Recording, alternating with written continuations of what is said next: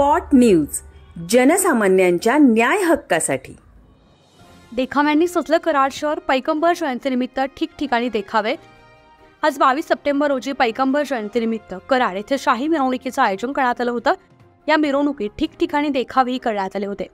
यामध्ये न्यू सहारा यूथ फाउंडेशनचे सामाजिक संदेश देणारे फलक हे विशेष लक्ष वेधून घेत होते।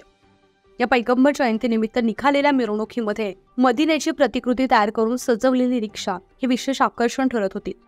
कराड येथील आझाद चौक येथील मारुती मंदिर ट्रस्टचे विश्वस्त दिलीप शिंदे यांनी साबिर मिया मुल्ला यांना श्रीफळ देऊन पैगंबर जयंतीनिमित्त निघालेल्या मिरवणुकीचं स्वागत केलंय।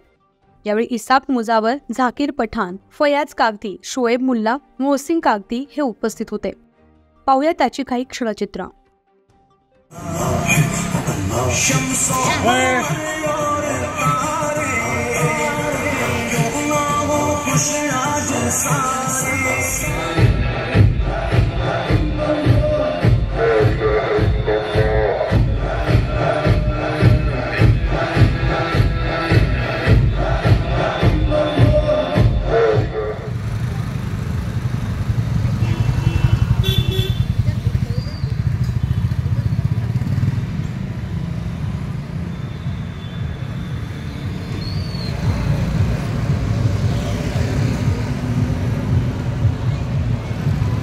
Hello.